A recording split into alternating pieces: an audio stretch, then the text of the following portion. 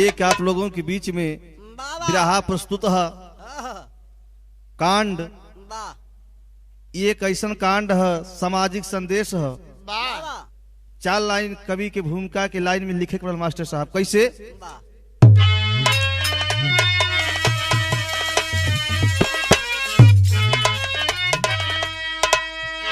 आज इंसान इंसानियत खो रहा है,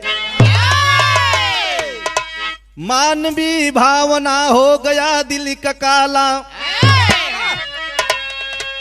गुलजार बगिया को गमगीन करके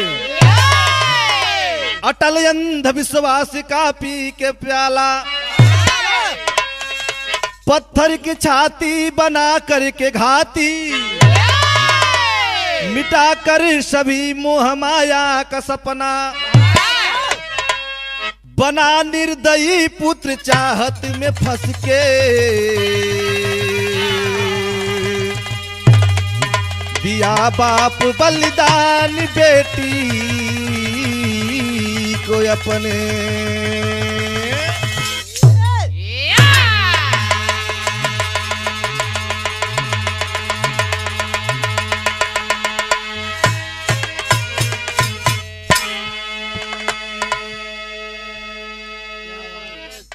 आज इंसान इंसानियत खो रहा है, मानवीय भावना हो गया दिल का काला। गुलजार बगिया को गमगीन करके अटल अंधविश्वास का पी के प्याला। क्या मानवता है, कैसे कैसे मानव है संसार में बसे। बिरहा में कवि के कव्वाली के टुकड़ा लिखे पड़ल मास्टर साहब, कहना है क्या?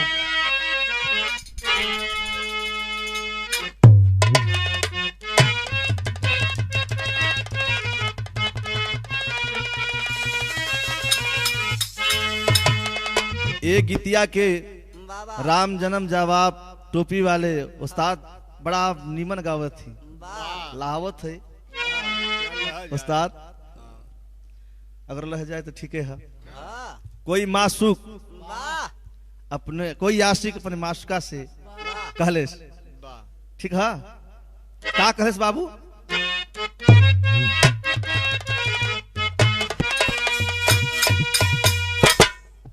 बेइरादा हो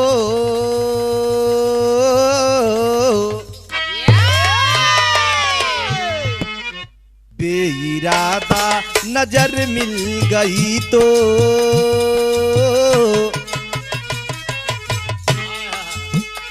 बेइरादा नजर मिल गई तो, तुझसे दिल मेरा वो मांग बैठे।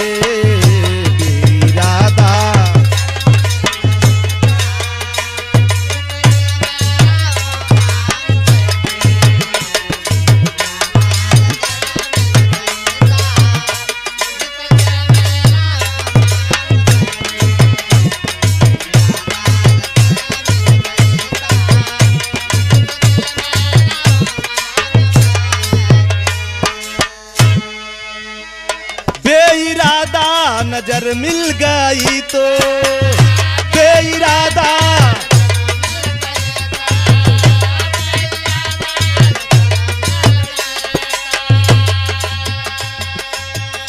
तुझसे दिल मेरा वो मांग बैठी।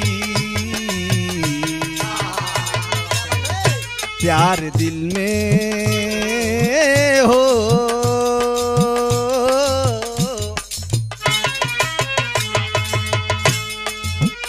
प्यार दिल में अगर हो गया तो, प्यार दिल में अगर हो गया तो, फूल से मिल भंवर गुनगुनाई। प्यार दिल में अगर हो गया तो, फूल से मिल भंवर गुनगुनाई। प्यार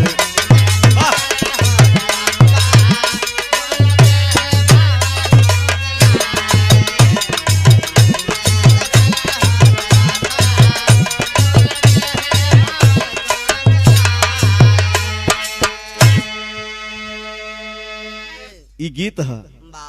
बिरहा में कवि के भाव लिखे के पड़लका बाबू। क्या कहूँ मैं मनुज की मानवता,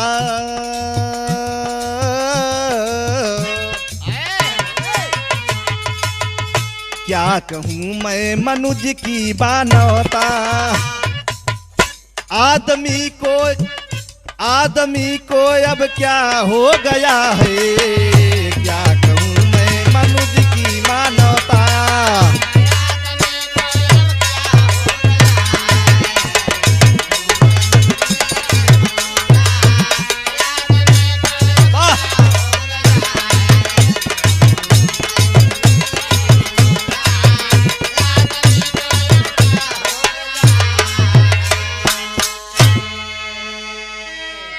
क्या कहूँ मैं मनुज की मानवता, क्या कहूँ मैं मनुज की मानवता।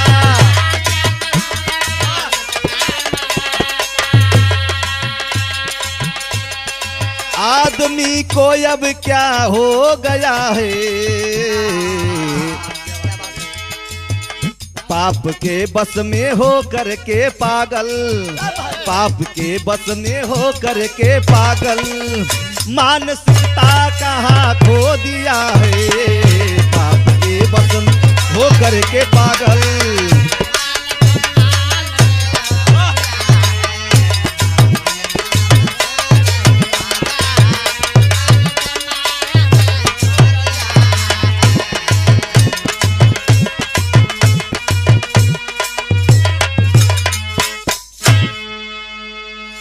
भैया हो, क्या कहूँ मनुज की मानवता, आदमी को क्या हो गया है।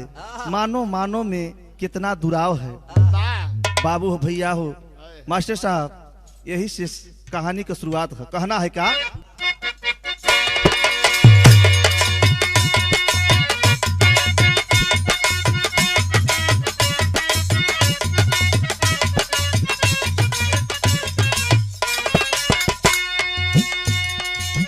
कलम करतूत लिखने में कांप जाती है,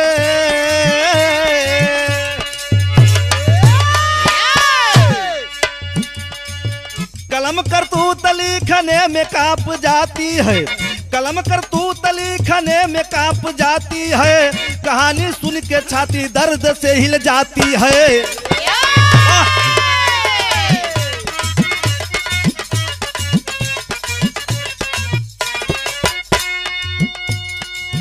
जिला मिर्जापुर,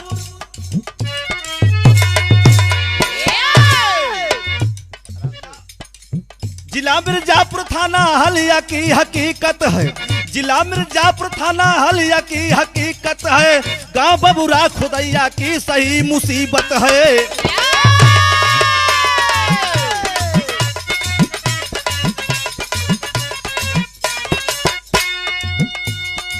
निवास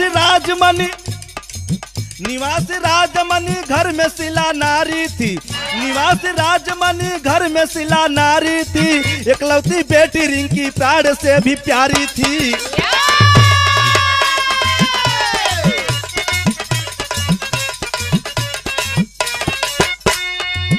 पास पड़ोस के सब ही गले लगाते थे, पास पड़ोस के सब ही गले लगाते थे। जिगर का टुकड़ा जानी शौक से खिलाते थे।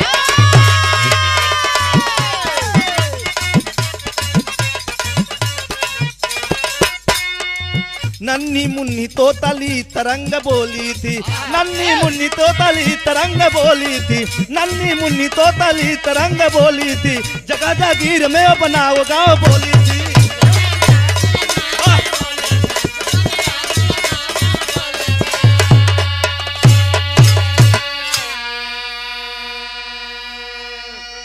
आए हाय, बाबू हो, भैया हो, इतने तक कहानी मिलल। जिला मिर्जापुर थाना हलिया के अंतर्गत एक गांव पड़ता है बबुरा खोदैया।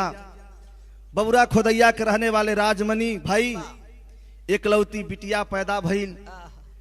बिटिया पैदा भइले के बाद जो ने बिटिया का नाम बतावल जाला रिंकी। रिंकी पैदा भइल हो बाबू, कोख बंद हो गई। राजमणि बड़े चिंता में बितावत हुआ दिन के। बिरहा में कवि के गीत लिखे पड़े बाबू। बिटिया धीरे धीरे जब 5 साल का भइल वो समय कवि के लिखे पड़ल विरहा में गीत लगल का। वाह वाह।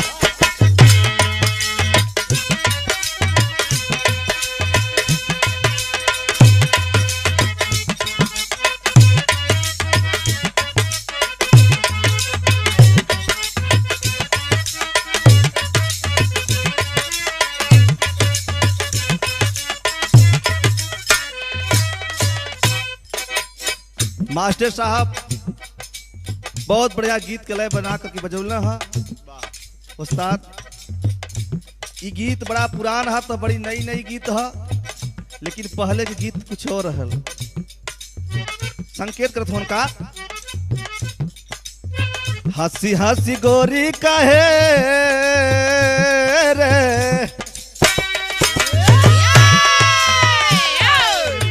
हंसी हंसी गोरी कहे, हंसी हंसी गोरी कहे मानसैया बतिया, हंसी हंसी गोरी कहे मानसैया बतिया, थारी ना तहल के गढ़ा दिन पतिया, हंसी हंसी गोरी कहे मानसैया बतिया।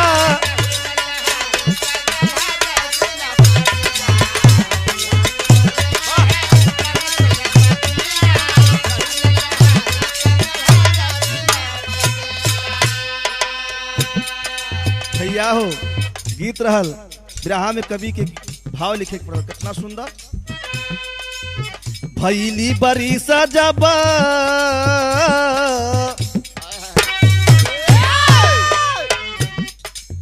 भैली बरी सजब पाँच की उमरिया, भैली बरी सजब पाँच की उमरिया, पढ़े स्कूल जाए लगली छोकरिया, भैली बरी सजब।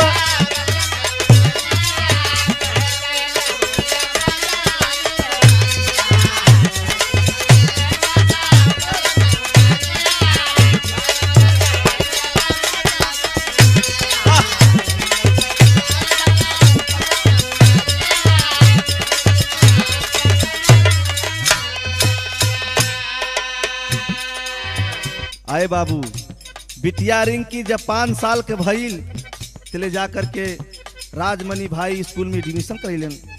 जब एडमिशन करैलन तब का भइल अंतरा में बाबू।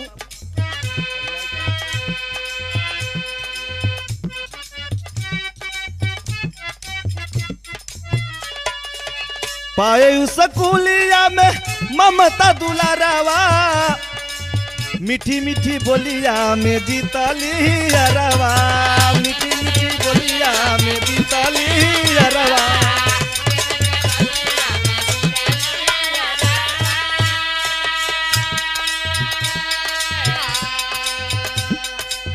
प्यारा पाठशाला याला याला याला, प्यारा पाठशाला याला शिक्षा के दुआरिया, प्यारा पाठशाला याला शिक्षा के दुआरिया, पढ़े स्कूल जाए लगली छोकरिया।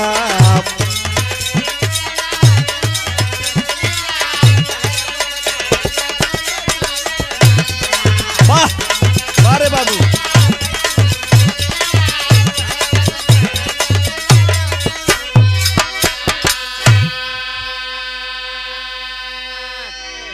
पाठशाला में लड़की पढ़ने लिखने लगी बाबू। धीरे धीरे समय बीते लगल, और जब बीते लगल तो भैल का अंतरा में बाबू। फिर भोरवई में जागे माई बाबू के जगाई के, भोरवई में जागे माई बाबू के जगाई के, करेली पढ़ाई नित नहीं आ लगाई के, करेली पढ़ाई नित नहीं आ लगाई के।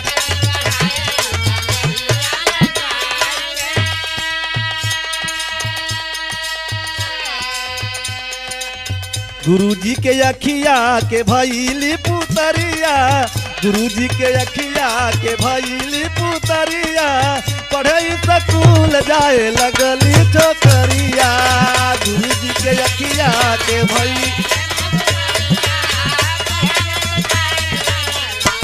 वाह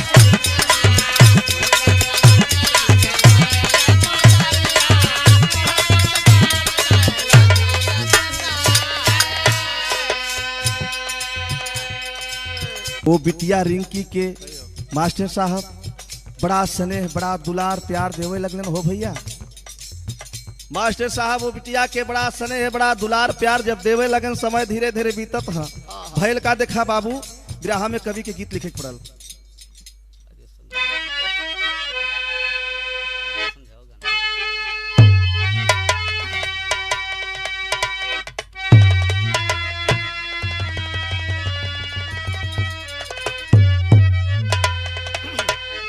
मास्टर साहब जो संकेत कैले है गीतिया, अरे कहवा तू मारेला, अरे कहवा गिरावला ए राजा भयर, ए राजा भयर, अरे कावानी बिरचिया ओ टंगवला ए राजा भयर।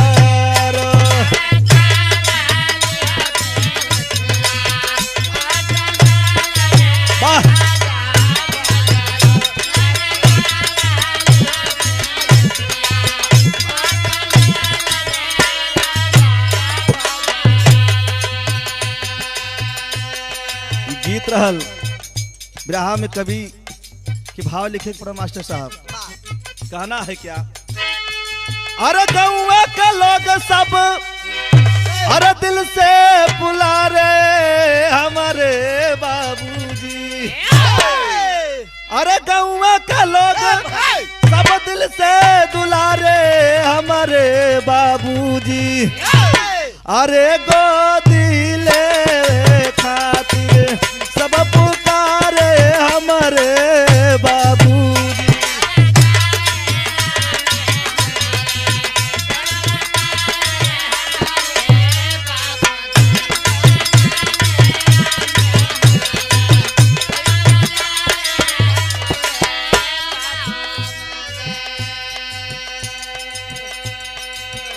चीत में चयनार साई के ही यारवा, चीत में साई के ही यारवा,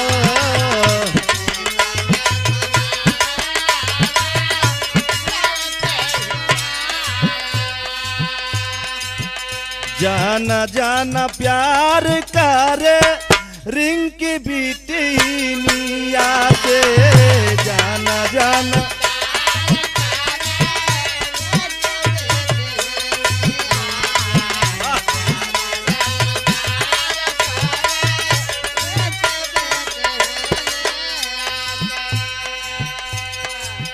अरे बसल छोकरिया सबके, अरे ये बाबू सबके पुतरिया ये हमारे बाबूजी, अरे जिताली जी घर जाली घर अंदरिया ये हमारे बाबू।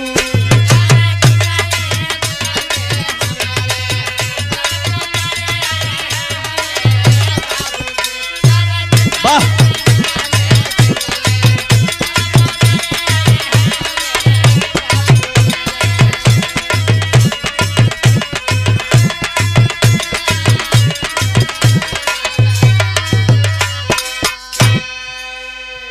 भैया हो, बिटिया रिंकी के गांव जमार अगल बगल के जो है जात प्रजात वो बिटिया के बड़ा स्नेह बड़ा दुलार बड़ा प्यार देवे लगलन। इधर धीरे धीरे समय बीतता ये बाबू, समय बीतता समय नहीं लगा। राजमणि बाबू के चिंता का विषय बन गया है कि एक बिटिया पैदा होने के बाद कोख बंद हो गई है। आय हाय कवन जुगाड़ करी, मन में चिंता का विषय बनल है बाबू। लेकिन एकाएक एक मन में उपाय सूझल। का सूझल? विरहा में कवि के गीत लिखे पड़ल।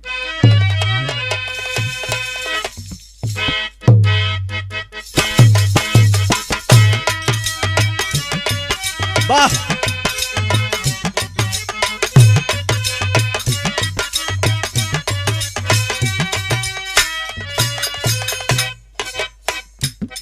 उस्ताद विश्वनाथ बाबू, बहुत पुराना गीत है। एक गीतिया के ब्रिजलाल बाबू गुरुजी बहुत बढ़िया गावत रही, बजावत रहलन, गाय बजा के दुनिया से चले गए। कहना है क्या मास्टर साहब,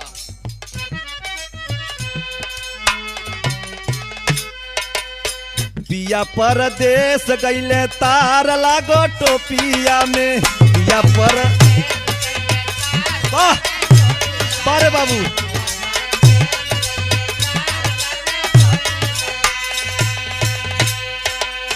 पाँच के बदले 25 लागो टोपिया में, पाँच के बदले 25 लागो टोपिया में, पिया परदेश गईले तार लागो टोपिया में, पिया परदेश गईले तार लागो टोपिया में।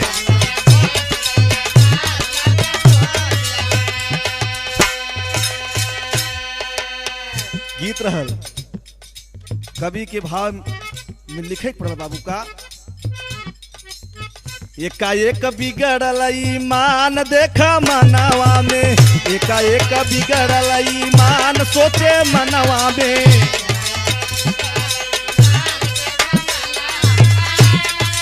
जय हो वाह बार से, ईमान सोचे मनवा में, एकाएक बिगड़ल ईमान सोचे मनवा में।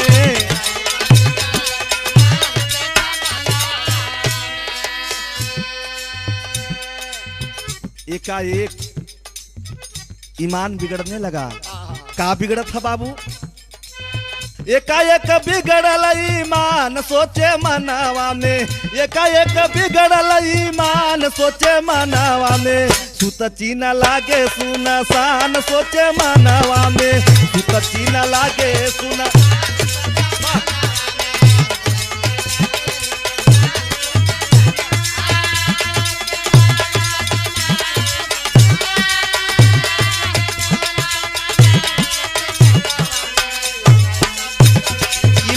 सोचे मनवा में।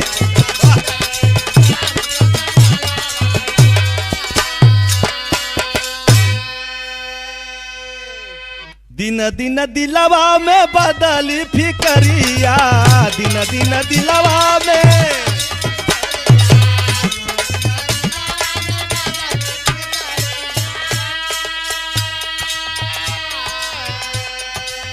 भेदवा के बतिया न जानली गुजरिया, भेदवा के बतिया न,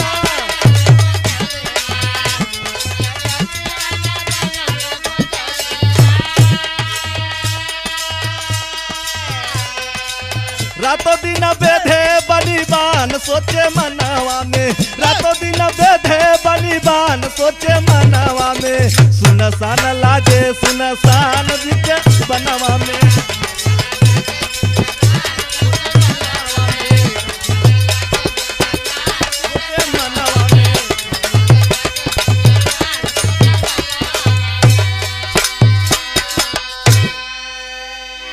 आए हाय हाय बिरहा सुने वाले बाबू, एकदम मन में सोचने विचारने से एक जगह खाली नहीं था। यही दिन भर चिंता सताया था कि एक बिटिया पैदा भइले के बाद कोख बंद हो गई है, लेकिन इस चिंता में विषय बना है राजमणि के जरूर दुल्हन भी नहीं जानती है। इधर वो थोड़ा सा जंक मंग करने वाले ओझा सोखा के चक्कर में फंस गए, और जब फसल बाबू बिरहा में कवि के गीत लिखे मास्टर साहब, बड़ी पुरान गीत है।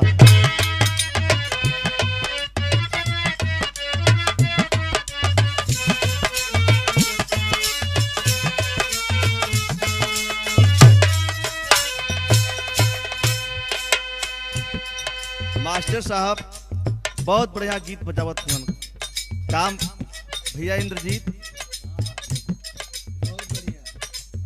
गोरी सिरवा पे गगरी उठाई के, गोरी सिरवा पे गगरी उठाई के, जालू शरमाई के, जालू शरमाई के ना, गोरी सिरवा पे गगरी उठाई के,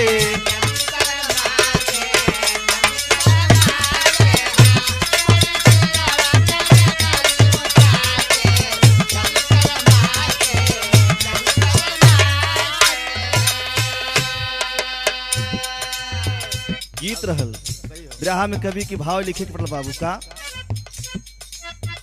एक दिन राजमानी ओझा के बुलाई के, एक दिन राजमानी ओझा के बुलाई के, एक दिन राजमानी ओझा के बुलाई के, कहे समझाई के, कहे समझाई के ना। एक दिन राजमानी ओझा के बुलाई के, कहे समझाई के, कहे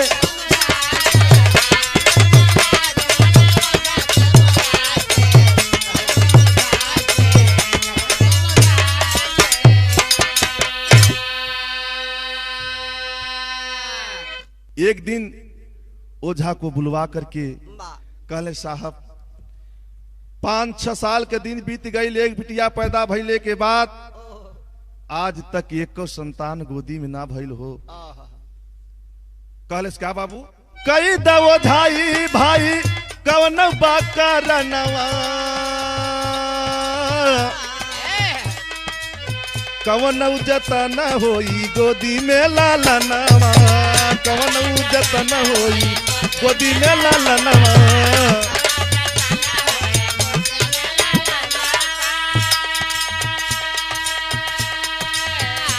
अपने दिलावा में हाँ अपने दिलावा में सपना सजाई के, कहे समझाई के, कहे समझाई के ना। अपने दिला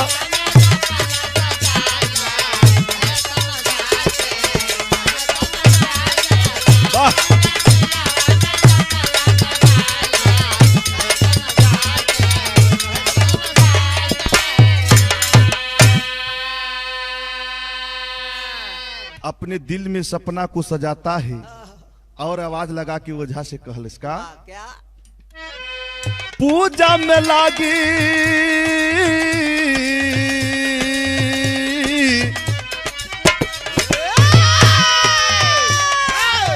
पूजा में लागी जितना देव दौलतिया, खोली द जरूर हमरे धनिया के कोखिया। पूजा में लागी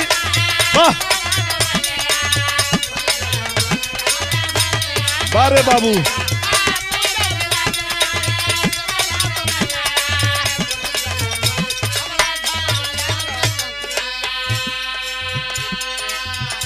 ओझा बोझा दिहलस पूजा में बताई के, ओझा बोझा दिहलस पूजा में बताई के, कहे समझाई के, कहे समझाई के ना। ओझा बोझा दिहलस पूजा में बताई के, वाह यही है यही है वाह।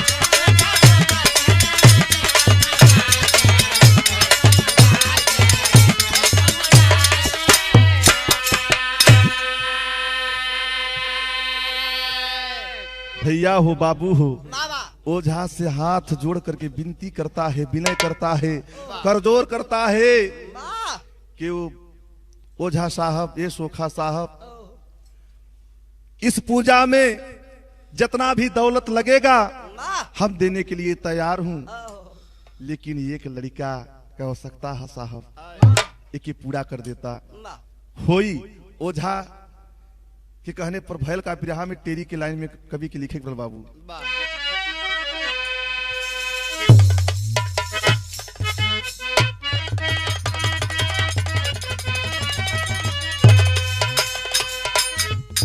सुमनवा ए बाबू सुमनवा सुंदर डाली में खिली, अरे सुमनवा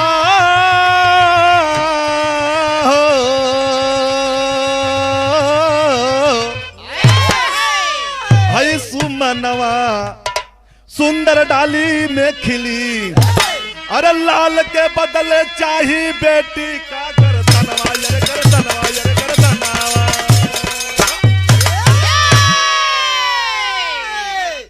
सुमनवा सुंदर डाली में खिली, लाल के बदले चाहिए बेटी का गर्दनवा। सुमनवा सुंदर डाली में खिली, किया नहीं मन में विचार को,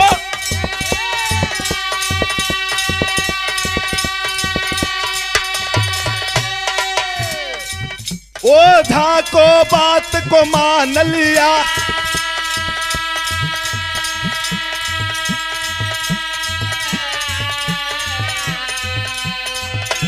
सुबह दिन पावन चैत के नवमी,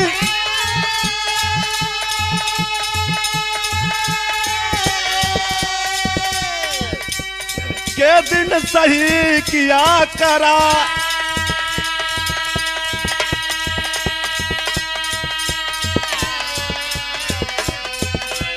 गिनत अंगुरी दिन बीतल बा,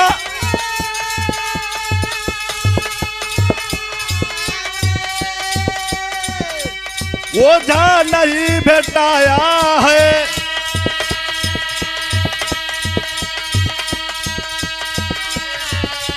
चैती के नवमी दशमी के तब, चैती के नवमी दशमी के तब ओझा घर पे आया है।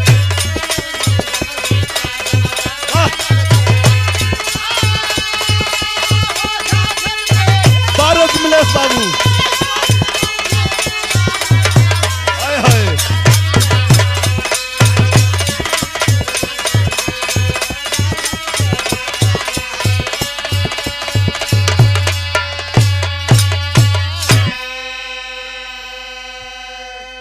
बिरहा समझ लेवल जाओ भैया।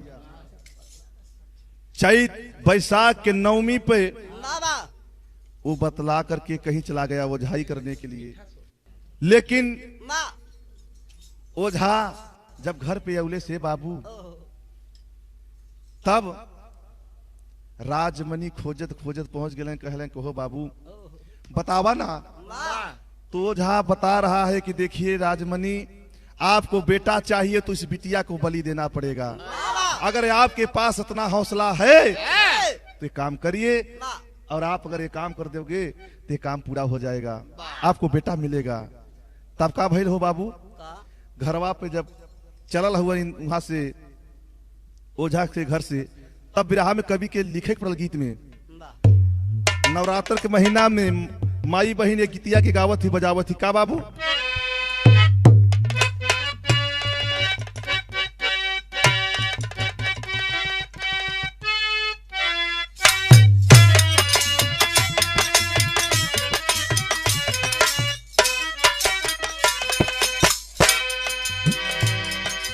बारे भी मिलेश बाबू बड़ा बढ़िया लय बना के बजौला हो। निबिया का डरिया मैया मारी, अरे डार झूलवा की झूली रे झूली, वो की झूली रे झूली, के मैया मोरी गावेली गीतिया की झूली रे झूली ना।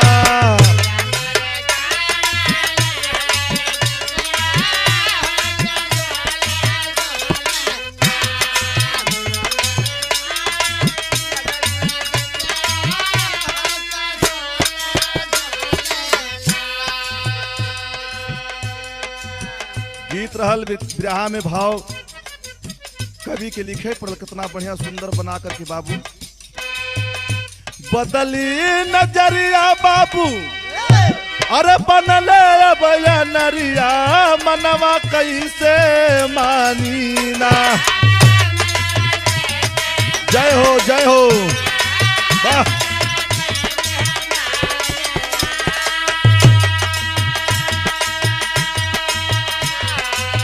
कापे धरती आसा मनवा, मनवा कैसे मानीना। कापे धरती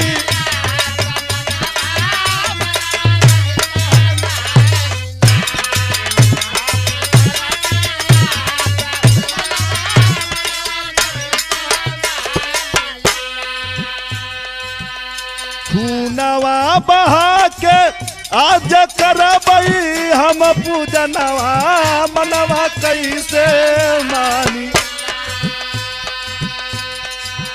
मनवा कैसे मानी ना, सोचत आया है भावनवा, मनवा कैसे मानी ना।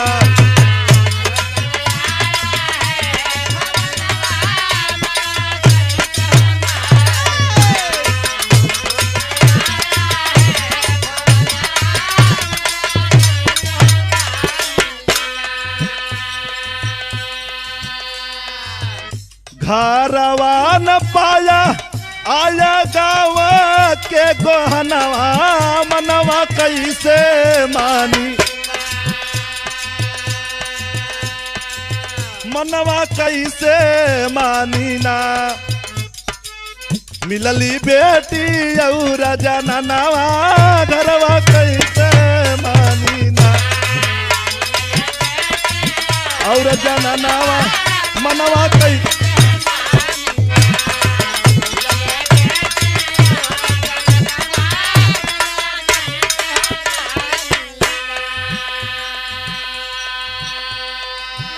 आए है।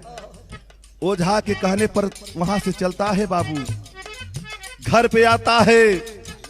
भैया हो बाबू हो, जब घरवा पे आयल तो दुल्हनिया ना रहल हो बाबू इंद्रजीत। दुल्हनिया घरवा ना रही, बिटिया के लिया के गांव में बैठल रहल। और जब घर पे देखा तो नहीं मिलल, गाँव में जा करके एक जगह वो लड़की के लिया करके बैठल रहल। कहले कि बिटिया के लेके यहाँ बैठल हूँ, आज नवरात्र के बेला है, आज नवमी के दिन है, पूजा पाठ करे है, थोड़ा सा बिटिया के लिया के चलत है। का जानत है औरतिया ना जानत रहल, लिया के घरवा पे आयल हो भैया। तब का भइल विदेशिया के लाइन में कहना है मास्टर साहब।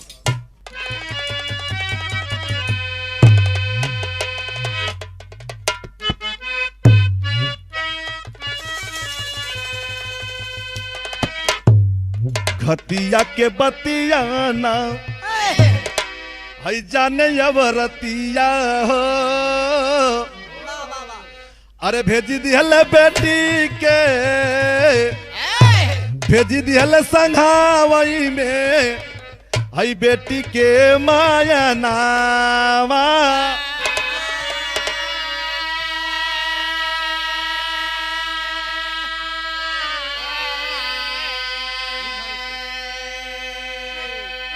पहुँचल पोखरवा पे ए बाबू गाँव के सिवानावा हो, अरे देखत कटारी रोए लगली छोकरिया।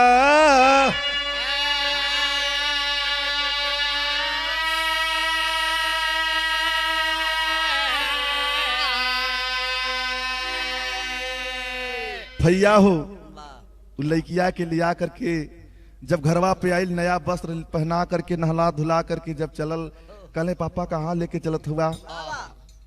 टाफी मिट्टी दे करके वो लड़की की गांव में एक पोखरा था, जब पोखरा पर पहुंचल तब छुरी निकालत, तब लड़किया रोवत है कि पापा कौन कसूर हम कैली हो, ये हमके सजा देवत हो, कहे चिप रहो बेटी बतावत है। तब का भयल, अरे देखते कटारिया के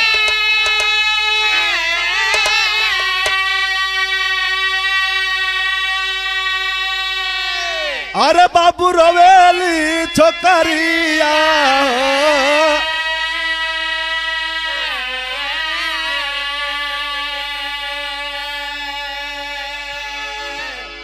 अरे मारा जानी जानावा हमारा मोरे बाबूजी।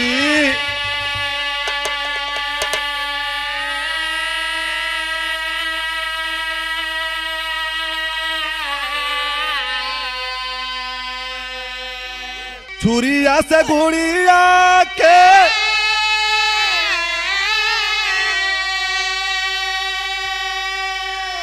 ये बाबू मुड़िया ये लगा किया,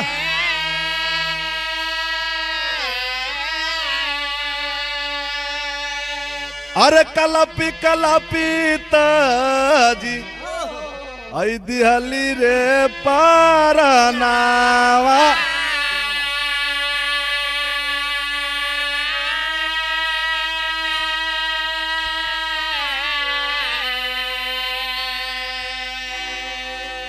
आय हाय हाय, लड़किया पौआ पकड़ के रोवत है कि बाबू कौन कसूर हमसे हो गईल हो, कौन इतना बड़ा हम कसूर तोहरे साथे कैली बाबू, हमरे संगे ही निभावत हुआ, इतना बेरहमी निर्दयी बन गईला।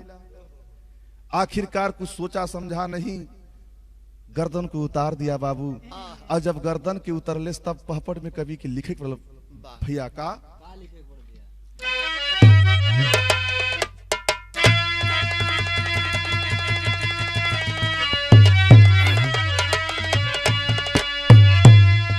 अरे लेला पूजा दिहलिया ज चुकाई लाई बिटिया के,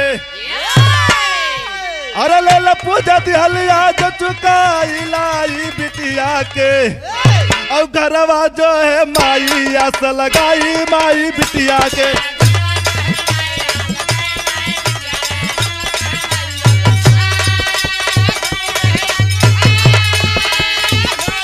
वाह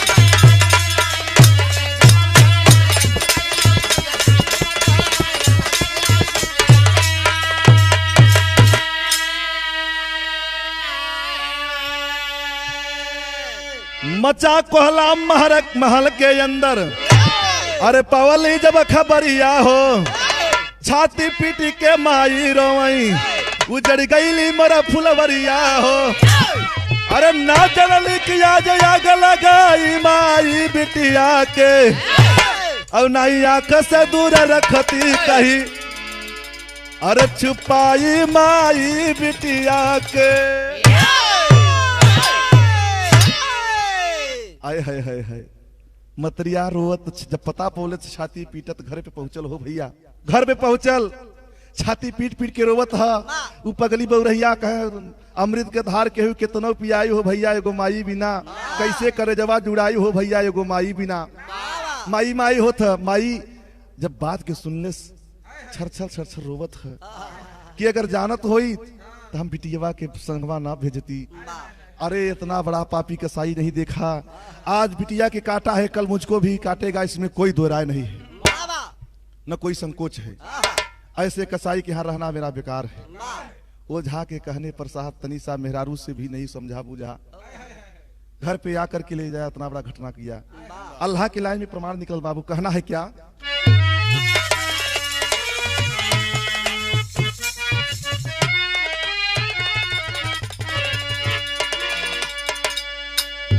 आए हे राम कि जैसे बछरुआ बदे, अरे तड़पेली गैया ददऊ,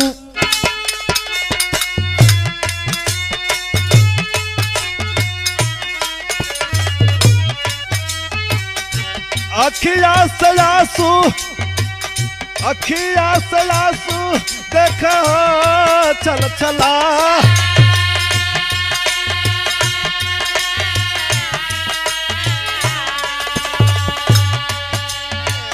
पनिया के बिना जैसे, पनिया के बिना जैसे है तड़पेली मछरिया ददऊ।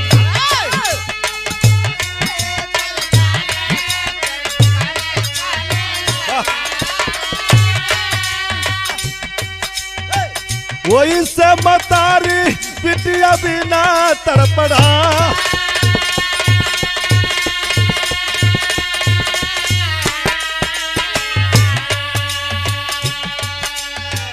जौने गुड़िया के रातो दिन संवरली बाबू।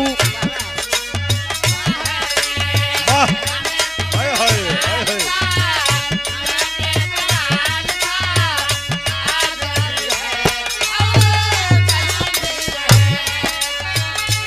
हाँ थोड़ी के अकेलवा हमके गईली रे परा,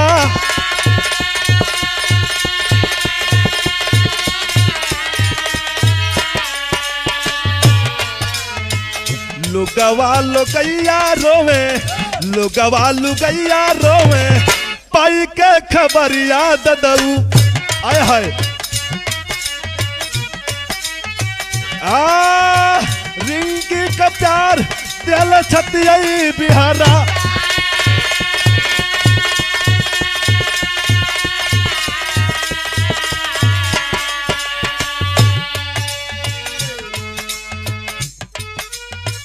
मातम का बदरिया वही, मातम का बदरिया वही, अरे नगरिया में घेरल बाबू।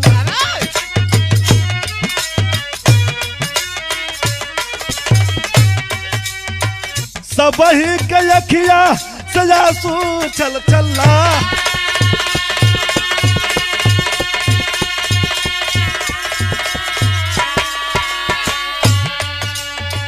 रिंकी के बिसरे नाही, अरे दिल से सूरत याद दऊ।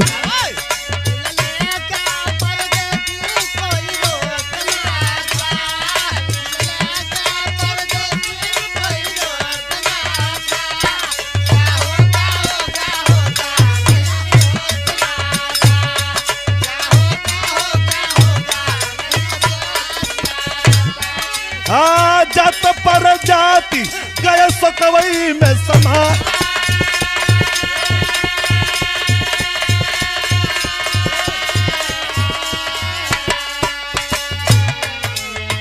पहुंची खबरिया जबकि, पहुंची खबरिया जबकि हलिया थानवा में बाबू।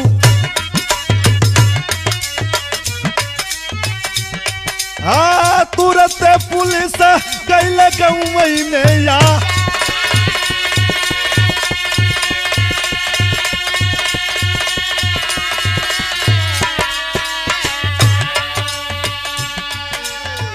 पकड़ के मुदाइया के, पकड़ के मुदाइया के लाए थानवा में बाबू।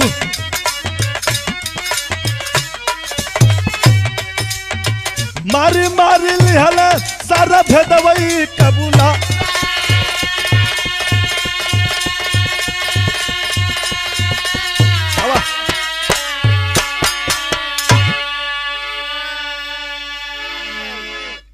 भैया हो, जब इस खबर को हलिया थाने में खबर मिलती है तो एसपी दरोगा साहब दल बल के साथ आज बबुरा गांव में पहुंचते हैं बाबू। और बबुरा गांव में पहुंच कर करके उस पापी के रंगे हाथ पकड़ लेते हैं और पकड़ करके जब थाने पर लेवलन भैया हो बाबू हो तब पूछत हुवन कि बता किस कारण अपने बेटी को तूने काटा। अरे पगला, जवने कोख से बेटी पैदा होले रे वही पेट से बेटवा भी पैदा होले। किस कारण तूने काटा? बता रहा है पैरिया पकड़ के रोवत कहत साहब, साहब ये ओझा के कहने पर बड़ी परियार गलती कर देली, क्षमा करा। लेकिन भैल का देखा है इंद्रजीत बाबू, खड़ी के लाइन में कहना है। राजमणि दरोगा साहब से बयां करता है, बयान कर रहा है क्या?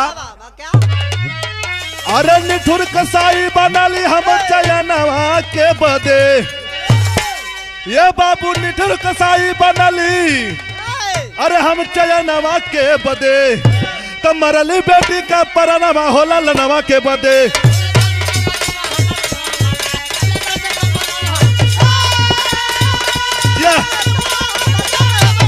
बारे बाबू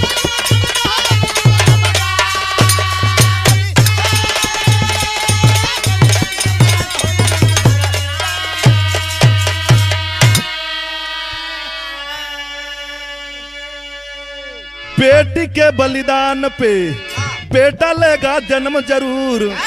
ओझा के कहने पे साहब कैली कठिन कसूर। अरे चूर चूर भैल सारा यार मनवा हो ललनवा के बदे, मरली बेटी के परनवा हो ललनवा के बदे।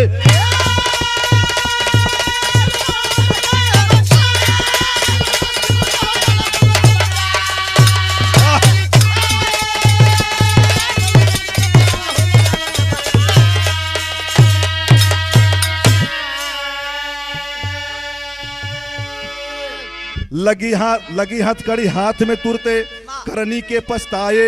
302 के अंतर्गत पापी जेल में जाए। तमरली बेटी का परनवा हो ललनवा के बदे।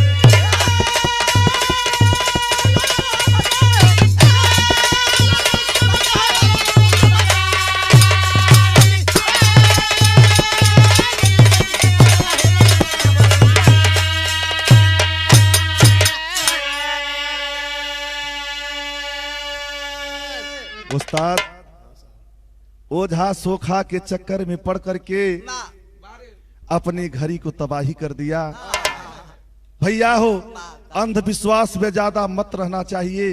अंधविश्वास में सारा दुनिया लुटा जा रही है। ओझा के चक्कर में, ओझा सोखा के चक्कर में कितना घर बसावल हो बाबू, तो कितने उजारल।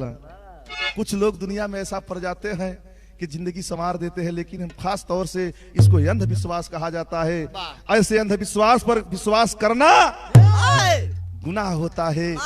गाने का मेरी यही आखिरी लाइन थी और यही कहना था कि ओझा सोखा के चक्कर में नहीं पड़ना चाहिए। ये पूरे देशवासियों से मेरा आग्रह है कि इस झांसे में न आए तो अच्छा है। गाने का अंतिम प्रमाण है। कहना है क्या बाबू?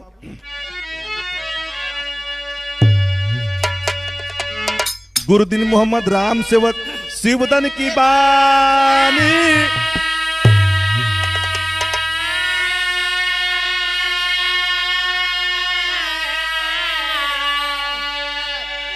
कथन करे कभी हरिद्वार संग अंबिका बेचू ज्ञानी।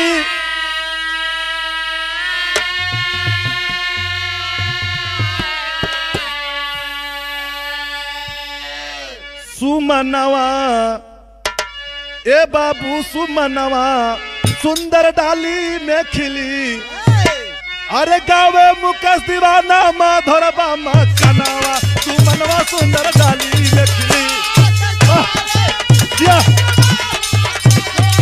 कनावा हो सुमनवा सुंदर डाली में खिली।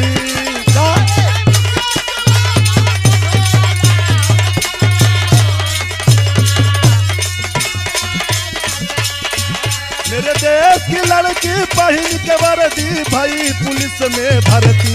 मेरे देश की लड़की